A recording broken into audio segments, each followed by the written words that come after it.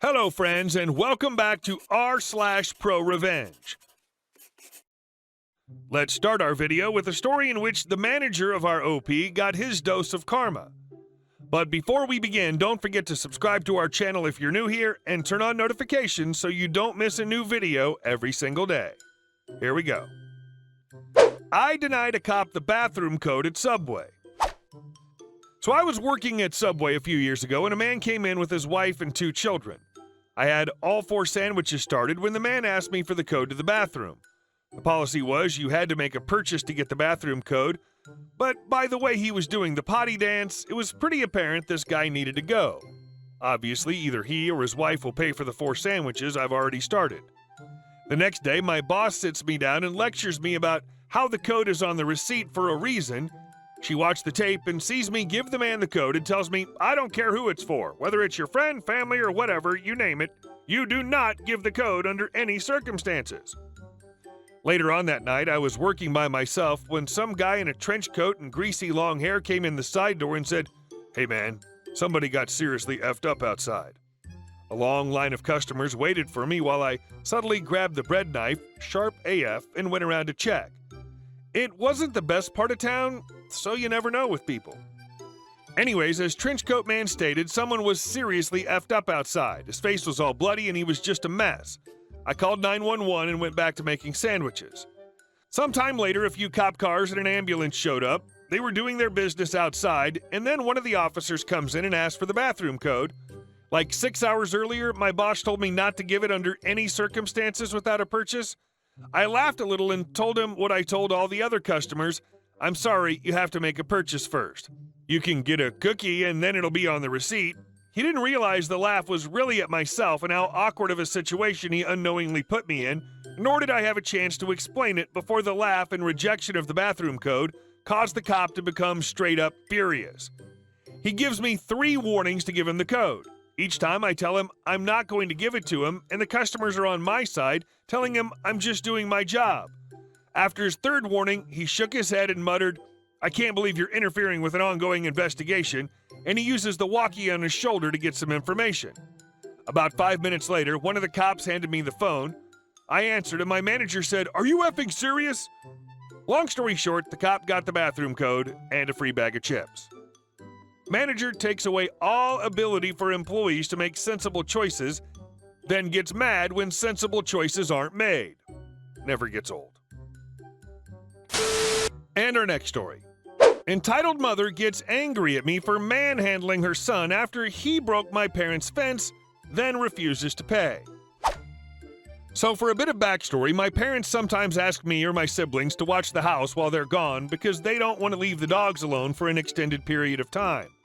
Usually my youngest sibling does it because she still lives at home, but she had to go to her friend's party/sleepover. As a result, my parents asked if I had time, and given I didn't have to work today, I obliged.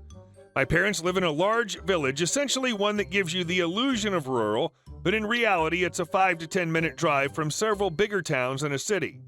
One of those villages you want to leave as a 20-year-old, but you want to return the moment you have your own children. There's barely any crime, everyone knows everyone, it's extremely calm, etc. However, it has one issue. One of the larger towns close to the village is sort of notorious for scummy people. It's one of those towns that constantly manages to F up its budget, and a good third of its population are lazy butts and so on. It's like a giant pimple on an otherwise blemishless area. As a result, when people from said town manage to get some money, they have a tendency to move to the village my parents live in. Local government makes this nice and difficult for them on the down low, but they can't stop it all. And as expected, they bring their attitude with them. Our entitled mother and her devil spawn in this great saga are from said town. Cast: me, the Wizard of Oz, EK is entitled kid, EM is entitled mother, ED is entitled dad, N is neighbor. So I'm sitting in the garden minding my own business, scrolling some news sites, messaging some friends, enjoying the nice weather, which is interrupted by the sound of a football, a soccer ball for those who imagine I mean hand egg, being shot against my parents' house and the neighbor's house. We have this carport area between the 2 houses, which is roomy and makes sure you don't lose your ball all the time, so my parents generally allow kids to use it when they're at work. So this continues for a bit, and before long, the ball shoots right over the fence in the back of our yard, which I frankly didn't notice as I was on my phone. However, I'm quickly interrupted by the dog growling. Extremely big German and Belgian shepherd, followed by the loud crack of wood and a thump from something large falling down. Well, I see the kid from 2 houses further falling down and my dog about to charge, so I put my phone on the table, grab the dog by its collar, and put it inside. In the meantime, the kid's already in the yard, grabbing his ball and sprinting back to the broken fence. The fence is about 1.8 meters tall, made of wooden planks, hence it's not exactly made to withstand 13-year-old overweight kids climbing on it. The kid attempts to climb back over, cracking another plank at the bottom in his escape attempt, before I walk over and grab him by the back of his shirt collar. Me: "And where do you think you're going?" EK: "Let me go! Let me go!" Me: "I don't think so. You just broke the fence. You can either calm down and we go to your house to explain what happened, or I call the police." At this point, the kid starts flailing, trying to get himself loose. That is, until he turns around and looks at me. Now, I'm 6'5", 6'6", in very good physical shape and have permanent resting dip crap face, so he quickly stopped. At this point, I grabbed the key from my pocket and opened the yard door to walk over to his house, with the kid still firmly by his shirt collar. As we reach the door, I knock on it and am greeted by the sound of a yelling woman behind the closed door talking about how the kid has a key and now she has to get up, etc. But eventually the door opened, and at this point, from the corner of my eye, I could already see my neighbor standing behind his living room window, arms crossed, shaking his head. Me: "Hello, miss you." EM: "Let go of my boy right now. What's wrong with you?" I let go primarily because I was shocked about her reaction. The kid starts sobbing like a 5-year-old and runs inside. "How dare you touch my son?" Well, if you'd stop yelling and let me explain. I'm not yelling.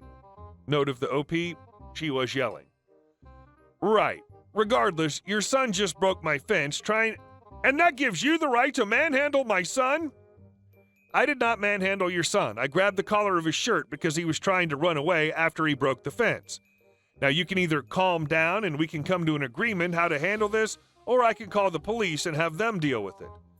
At this point, she seemed to calm down a bit more, especially after I mentioned the word police. Right, so it's probably not that bad. She calls over her son, apparently having fixed his sadness as he appears again stuffing his face with candy.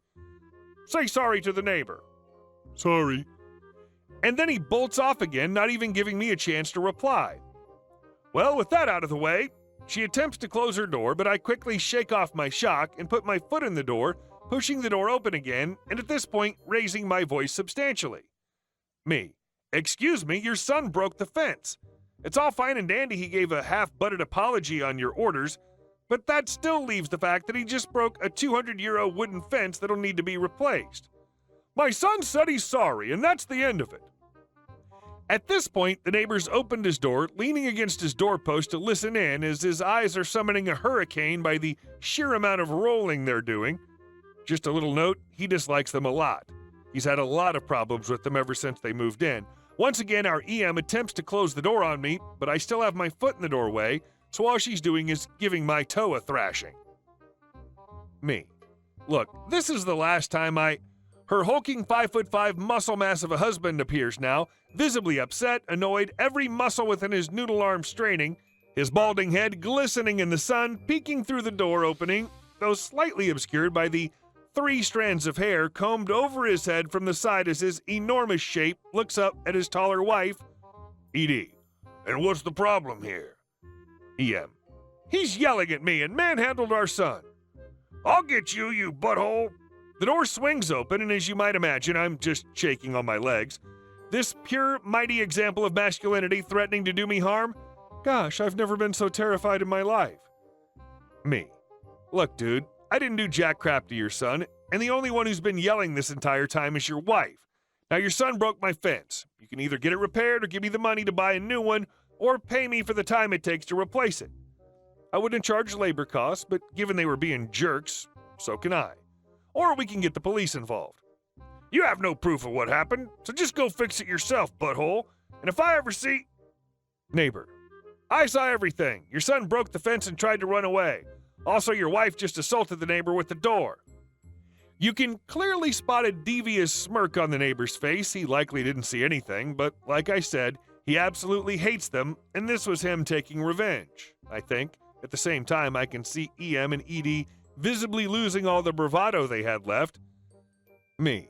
So as I was saying, the fence cost 200 euros when my parents purchased it, add another 50 for the time it takes me to replace it, and we all walk away from this. Added to that, if you threaten me again, I'll have to defend myself, won't I? At this point, I was honestly sort of hoping he would lose his crap and attack me, because you have reasonable cause to defend yourself in this case, and honestly, I don't handle threats very well, and have quite a temperament myself, so you may imagine I was seething at this point. But of course, he backed off and told me he'd get me the money tomorrow. I reminded him if I or my parents didn't get it before tomorrow evening, I'd be sure to call the police. I also informed them their kid was no longer allowed to play on our property, the carport, thanked my neighbor, and returned to my yard to scroll on my phone, make this post, and laugh about this stupid ordeal. Local hero sticks it to City Hall. This happened quite a few years ago. Where my hometown is, there's a thing called ALR, Agricultural Land Reserve. Basically, there are areas of land that can only ever be used for agriculture. In order to protect prime agriculture land from becoming highways and strip malls and things like that. A friend of a friend, let's call him Fred, had inherited a piece of such land on the outskirts of the city, and he had no interest in doing any kind of farming, but the ALR rules allow for the property's owner to have a personal residence on the land. So he built a house on it and had a nice place to live just outside of town. Now, City Hall has ways of acquiring ALR land and using it for non-agricultural projects. I'm not familiar with how exactly, but they can, and it's just about impossible for anybody else to. One thing the city would do is acquire ALR land and turn it into condo developments. They had a vision for 3 high-end condos to be built where Fred's property was. They had already bought the properties on either side of Fred's land and were going after his too. The city was only offering Fred the property value, and since he just built a house there, he would be losing on the deal, so Fred said no. While the condos were being built on either side of Fred, the city used every tool they could to try and expropriate Fred's land, but the ALR restrictions made it tricky. Finally, they told Fred that since his land was ALR, they needed to be using it for agriculture within 30 days, or they could take it from him. Fred's response? Pig farm. He crammed as many pigs onto his property that he legally could. Full compliance with farming regulations, health and safety, whole 9 yards. Since he'd fulfilled his obligations with the ALR, the city could not touch him. Period. The city had already pre-sold a number of these condos, and naturally, none of the buyers were very happy to have spent a small fortune to live next to a big, stinky pig farm. Most of the buyers obtained grounds for dismissal on their purchase agreements, while the rest filed a big lawsuit. The city's project was sinking fast. The city started negotiating with Fred, and the story ends with the city finally making Fred an offer for his land that was so ridiculous he had no choice but to accept. The city finished their condo project, but thanks to Fred, they didn't make nearly as much money off it as they had anticipated. Hey guys, thank you all for watching the video. I'll see you in the next one.